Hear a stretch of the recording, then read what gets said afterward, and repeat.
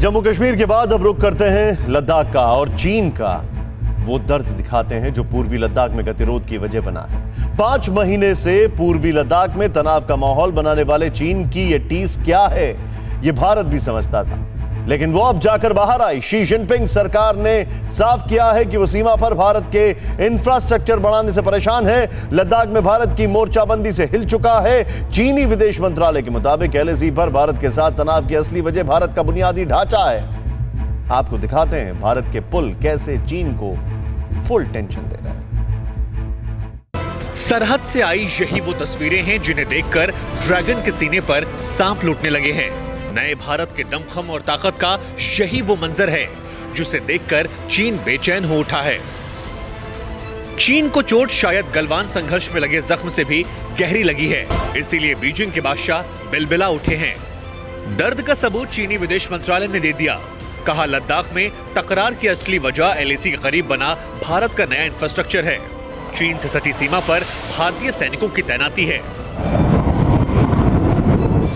चीनी विदेश मंत्रालय के प्रवक्ता झाओ लिजियान का वो बयान देखकर आप 5 महीने से लद्दाख में कराहते ड्रैगन के डर को समझ सकते हैं। कुछ समय से भारतीय पक्ष चीन के साथ सीमा पर बुनियादी ढांचे के निर्माण और सैन्य तैनाती को आगे बढ़ा रहा है। यही तनावों का मूल कारण है।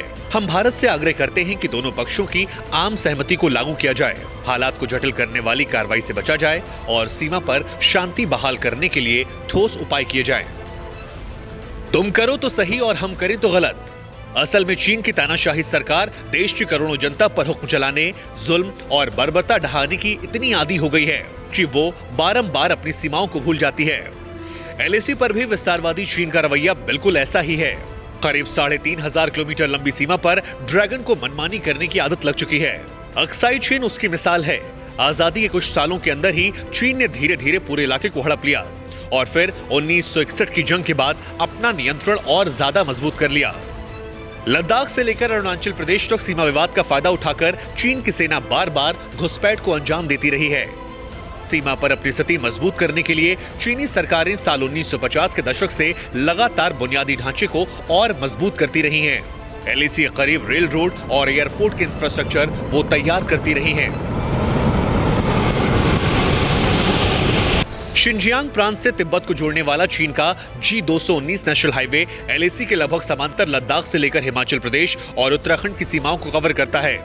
जंग के हालात में सेना की तैनाती में इस हाईवे की भूमिका कितनी ज्यादा अहम हो सकती है, ये आप समझ सकते हैं। ऐसे ही सिक्किम और अरुणाचल प्रदेश के इलाकों के करीब चीन ने रोड के साथ साथ रेल के नेटवर्क को भी तैयार किया। तिब्बत में शिगात से येडोंग रेलवे, लहासा निंगची रेलवे और मेडोग जायू रोड का जाल बिछा है। सबसे बड़ी बात तो यह है कि चीन के रोड और रेल नेटवर्क में ड्रैगन आर्मी के एयरफील्ड भी जुड़ चुके हैं। तिब्बत में होटान, नगारी, गुंसा, शिगात्से, लहासा गोंगर और रियांगची मेनलिंग जैसे 5 एयरपोर्ट हैं, जिनका सैनिक और नागरिक दोनों ही उद्देश्यों के लिए इस्तेमाल किया जा रहा है। सरहद पर चीन की तैयारी को टक्कर देने के लिए भारत ने भी पिछले कुछ सालों में लद्दाख से लेकर अरुणाचल प्रदेश तक इंफ्रास्ट्रक्चर को तैयार करना शुरू कर दिया। 2006 में भारत सरकार ने बॉर्डर रोड्स ऑर्गेनाइजेशन को 2012 तक सीमा से सटे इलाकों में 3,324 किलोमीटर लंबी 61 सड़कें तैयार करने के लिए कहा। हालांकि साल 2015 के मार्च महीने तक सिर्फ 625 किलोमीटर सड़क तैयार हो पाई।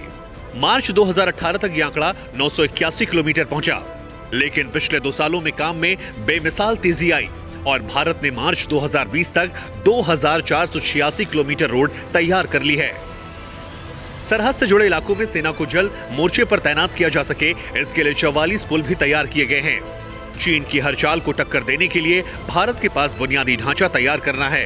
तोपों और मिसाइलों के साथ करीब 50,000 भारतीय सैनिक ड्रैगन आर्मी से सामना के लिए लद्दाख में तैनात हो चुके हैं। यही वजह है कि चीन को मिर्ची लग गई है। चीनी सरकार बौखला उठी है। न्यूज टॉप 9 रोज सुबह 7 बजे और शाम 7 बजे सिर्फ TV9 भारतवर्ष पर।